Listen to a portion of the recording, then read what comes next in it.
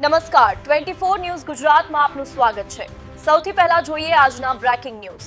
રાજ્યમાં સોનગઢ નગરમાં આવેલ બે બ્રિજ નીચે લાંબા સમયથી પડેલા ખાડાઓ તાજેતરમાં પૂરવામાં આવ્યા હોવાની વાત સામે આવી છે। જો કે સ્થાનિક નાગરિકોમાં વાતની ગુણવત્તા અંગે શંકા વ્યક્ત થઈ રહી છે। લોકોનો આક્ષેપ છે કે ખાડા પૂરવાનું કામ માત્ર દેખાવ પૂરતું કરવામાં આવ્યું હોય તેવી સ્થિતિ છે।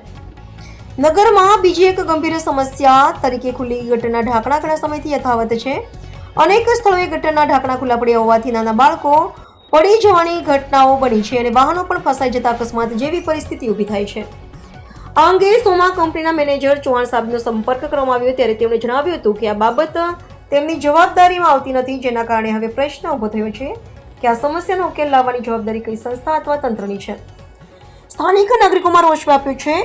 એક તરફ ટોલ ટેક્સ વસૂલવામાં આવે છે તો બીજી તરફ નગરની મૂળભૂત સુરક્ષા અને સુવિધાઓ અંગે અવગણના થતી હોવાનો આક્ષેપ ઉઠી રહ્યો છે। નગરજનો તંત્ર પાસે તાત્કાલિક કાર્યવાહી કરવાની માંગ કરી રહ્યા છે જેથી કોઈ મોટી દુર્ઘટના બનતા અટકાવી શકાય। રિપોર્ટર હાર્દિક જોશી, સોનગઢ।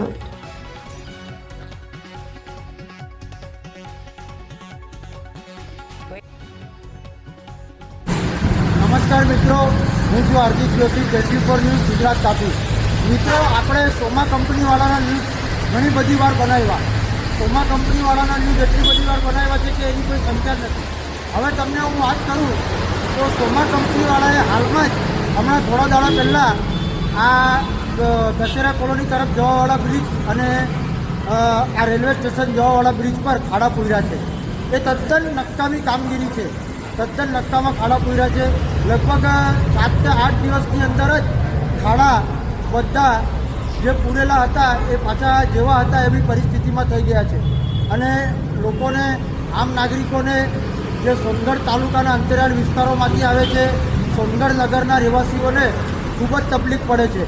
હવે સોનગઢ નગરની જનતા સોમા કંપનીવાળાને પ્રશ્ન પૂછવા માંગે છે કે આવું ક્યાં સુધી ચાલશે કે પછી ટોલ ટેક્સના પૈસા ભરીને લોકોના ગજવા ખાલી કરવાના કામ કરે છે। બીજું કે સરકારી તંત્રના અધિકારીઓ હોય, મોટા અધિકારીઓ હોય, આવવાના હોય ત્યારે તાત્કાલિક કામ પૂર્ણ થઈ જાય છે અને ત્યાર પછી પાછું જેવું હતું અને તેવું થઈ જાય છે।